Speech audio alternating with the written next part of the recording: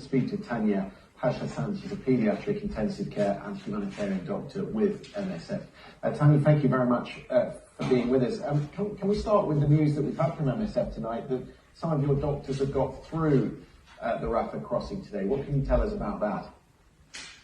Yeah, I just want to clarify, I'm not speaking on behalf of Doctors Without Borders today. I do work for them, but in this interview, I'm not speaking on their behalf. Okay. I can confirm that 22 members of Doctors Without Borders have successfully crossed the Rafah border, but I can't comment further.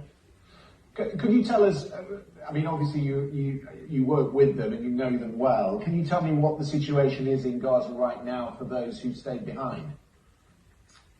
So my relationship with the Gaza Strip over the last 10 years has been as a teacher, not through MSF. I go and I train with a group of physicians and surgeons from Oxford University. I also do work for MSF and I speak on their behalf for the international community on this particular issue.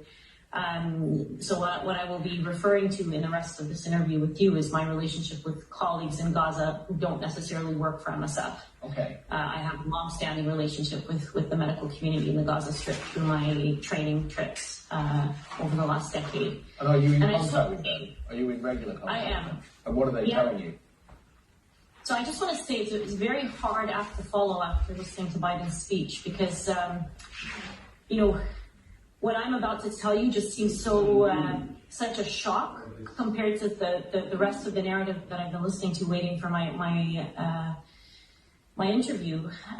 This is an avalanche of human suffering that's 100% man-made. It is the worst humanitarian catastrophe I've experienced in my lifetime and in my growingly long career in humanitarian medicine. And it's burning through the hearts of every single humanitarian that I know. I'm going to paint a picture for you of the degree of suffering that we're seeing. People keep asking me about medical aid and hospitals and the situation of the hospitals. The entire hospital healthcare system collapsed almost a week ago. It was announced on TV for the whole world to see.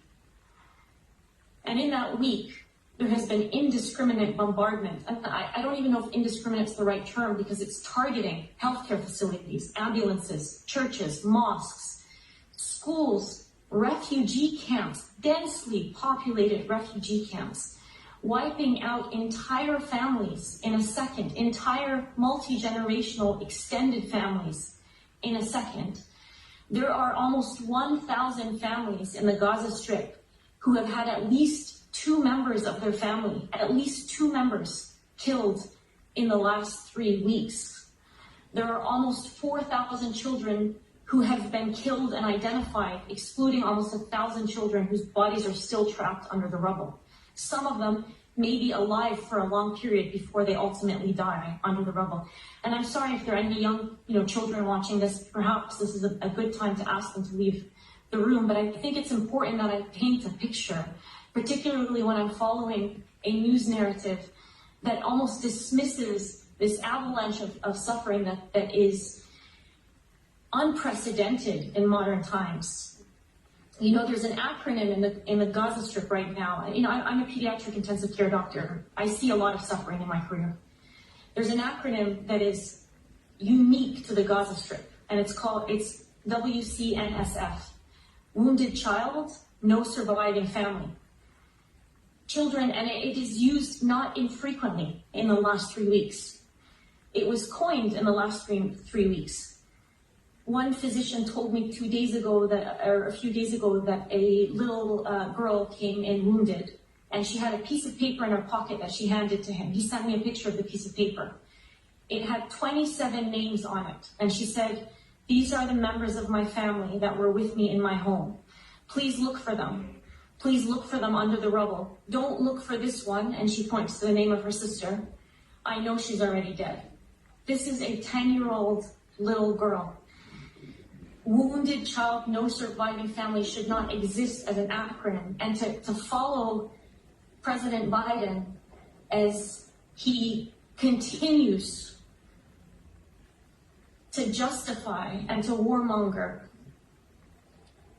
all I can say is this has to stop. It's a collective stain on our humanity. It's a stain on our collective humanity. Tanya, And let me it was ask you, gonna you paint such a vivid and horrific picture. You really do, and I understand that these are your friends who you've worked with and how difficult that must be. You're not alone. I've been hearing today reading testimony today from Philip Lazzarini, who's the Commissioner General of UNRWA. He's been speaking to the UN Security Council. He said this: the sanitary conditions are appalling. People live on very little bread and whatever is left of some water. 70 of their staff members have been killed, and they are looking after 670,000 people in their refugee centres. Is there any sign from what you're hearing of a humanitarian pause or pauses that could be negotiated? I'm not a politician, but the word pause to me makes no sense. You know, you pause to nourish and hydrate a population before you kill them. It just doesn't make any sense for me. You stop the bombardment. That is what the entire global community should be pushing for and should be insisting on. You know, and I think in leading up to my introduction, I think you interviewed somebody who said something very similar, a Gazan who said something very similar. You know, the priority is not giving us aid. You need to stop the indiscriminate bombardment. So I think, yes, what is needed is a humanitarian truce or a ceasefire, global intervention, things that were voted for by the overwhelming majority of countries on this planet a few days ago in the General Assembly of the United Nations, yet they're not adhered to and are completely disregarded by the powers that be. Two powers, to be specific. Tanya, I'm going to have to leave there because I am out of time, but I hear you. People will have heard you. It's a very powerful message that you're giving us. And thank you very much for joining us this evening on the programme. Thank you. And thank you for everybody